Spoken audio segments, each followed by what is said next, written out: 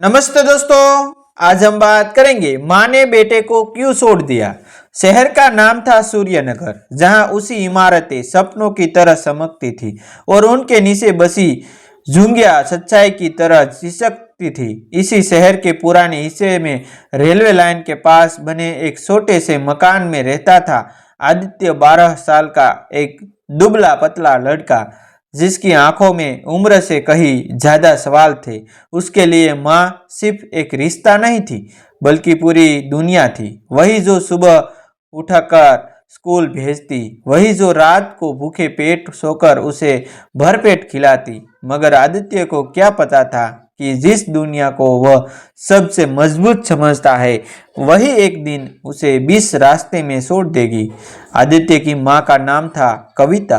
वह कभी सूर्यनगर की सबसे हंसमुख लड़की मानी जाती थी। कम उम्र में शादी हुई, पति सुरेश शराब का आदी निकला और कुछ सालों में बीमारी से चल बसा। तब से कविता ने सिलाई बढ़ाई करके बेटे को पाला। मोहल्ले वाले कहते, इतनी हिम्मत इस औरत में कहाँ से आती है, और कविता बस मुस्कुरा देती। वह नहीं जानती थी कि हिम्मत की भी एक सीमा होती है, और जब हालत बार बार उस सीमा को लांघते हैं तो इंसान टूटने लगता है। आदित्य पढ़ने में अच्छा था। स्कूल से लौटकर वह माँ के पास बैठकर होमवर्क करता और कविता मशीन चलाते चलाते उसे देखती रहती। वह अक्सर कहती कि पढ़ लिख कर बड़ा आदमी बनना, ताकि मेरी तरह जिंदगी से लड़ना न पड़े। आदित्य हर बार सिर हिलाता, जैसे वादा कर रहा हो। मगर पिछले कुछ महीनों से कविता बदली बदली सी थी। वह चुप रहने लगी थी, देर रात तक जागती रहती, और कभी कभी आदित्य को देखते हुए उसकी आंखों में भर आती। एक दिन स्कूल से लौटते वक्त आदित्य ने देखा कि माँ किसी अजनबी आदमी से बात कर रही है। वह आदमी साफ कपड़ों में था, हाथ में मोबाइल, और चेहरे पर अजीब सी गंभीरता। आदित्य ने पूछा, माँ ये कौन थे? कविता ने बात टाल दी, काम से जुड़े थे। मगर उस रात कविता ने आदित्य को अपने पास बुलाया, कुछ ऐसा जो वह तब करती थी जब उसका दिल बहुत भारी होता था। कुछ दिनों बाद कविता ने आदित्य को बताया कि उसे शहर के दूसरे हिस्से वसंत विहार में एक नौकरी मिल गई है, किसी अमीर घर में। वहाँ ज़्यादा पैसा मिलेंगे। उसने कहा, तुम्हारी पढ़ाई अच्छे से हो पाएगी। आदित्य खुश हुआ, मगर सवाल भी था। तो भी कविता ने उसे सीने से लगाया। कुछ दिन नानी के पास रहेंगे। वह कुछ दिन कब महीनों में बदल जाएंगे, आदित्य ने कभी सोचा भी नहीं था। नानी के घर आदित्य को शुरू में ठीक लगा, मगर माँ की कमी हर रोज उसे काटती रही। कविता कभी कभार फोन करती, कहती काम बहुत है। धीरे धीरे फोन भी कम हो गया। आदित्य के भीतर डर बैठने लगा। उसे लगता जैसे माँ उससे दूर नहीं, बल्कि उनसे भाग रही हो। एक शाम नानी ने अनजाने में कहा दिया कि तेरी माँ अब बड़े लोगों के बीच रहती है। आदित्य ने पूछा, इसका मतलब नानी चुप हो गई। कुछ हफ्तों बाद आदित्य खुद माँ से मिलने वसंत विहार पहुंच गया। बड़ा घर, उसी दीवारें, गेट पर सिक्योरिटी। उसने गार्ड से कहा, मैं कविता का बेटा हूँ। गार्ड ने उसे ऊपर भेज दिया। कविता उसे देखकर सन्न रह गई। उसकी आंखों में डर था, प्यार था, और कुछ ऐसा भी जिसे आदित्य पहली बार देख रहा था। शर्म, तुम यहाँ क्यों आ गए? कविता की आवाज कांप रही थी। माँ, आप मुझे लेने कब आओगी? इस सवाल ने कविता को तोड़ दिया। उसने इधर उधर देखा और भी धीमी आवाज में बोली, आदित्य अभी नहीं। क्यों? कविता चुप रही। फिर उसने एक ऐसा वाक्य कहा जिसने आदित्य की दुनिया हिला दी, अब तुम मेरे साथ नहीं रह सकते। आदित्य को लगा जैसे किसी ने उसके कानों पर हाथ रख दिए हो। क्या मतलब? कविता ने आंखें बंद कर ली। यही सच है। उसी पल अंदर से एक महिला बाहर आई, घर की मालकिन शैलजा मैडम। उसने आदित्य को ऊपर से नीचे देखा और कविता से कहा, ये बच्चा यहाँ रोज रोज नहीं आना चाहिए। कविता ने सिर झुका लिया। कविता ने उनका सिर झुका लिया। आदित्य समझ गया, माँ किसी मजबूरी में नहीं, किसी समझौते में जी रही है। और उस समझौते में उसके लिए जगह नहीं थी। वह बिना कुछ कहे वहां से निकल गया। सड़क पर चलते हुए उसे याद आया कि माँ की वो लोरियों, वो भूखी रातें, वो वादे, क्या सब झूठ था? या फिर सच इतना कठोर होता है कि माँ को भी अपना बच्चा छोड़ना पड़ता है? नानी के घर लौटकर आदित्य चुप रहने लगा। पढ़ाई छूटने लगी। स्कूल में टीचर ने रोक टोका, मगर उसकी आंखों में खालीपन था। उसे लगता कि जैसे उसने कुछ बहुत बड़ा खो दिया हो, मगर समझ नहीं पा रहा था कि गलती किसकी है। एक दिन पोस्टमैन एक लिफाफा लाया।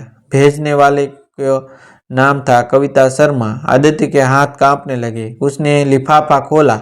अंदर कुछ पैसे थे और एक छोटा सा नोट। नोट में लिखा था, मुझे माफ करना, यही तुम्हारे भले के लिए है। आदित्य का गला भर आया। उसे समझ नहीं आया कि माँ का छोड़ देना भला कैसे हो सकता है। उसने नोट मुट्ठी में खींच लिया। उस दिन पहली बार उसके मन में एक सवाल उठा जो उसकी पूरी जिंदगी की दिशा बदलने वाला था। क्या माँ सच में अपने बेटे को छोड़ सकती है, या यह सच इससे ही ज्यादा दर्दनाक है? आदित्य के हाथ में पकड़ा वह लिफाफा उसकी उम्र से कहीं ज्यादा भारी लग रहा था। पैसों की गुड़ी नहीं, बल्कि उस छोटे से नोट ने उसे भीतर तक तोड़ दिया था। यही तुम्हारे भले के लिए है। वह बार बार वही पंक्ति पढ़ता रहा, जैसे हर बार पढ़ने पर उसका मतलब बदल जाएगा, मगर मतलब नहीं बदला।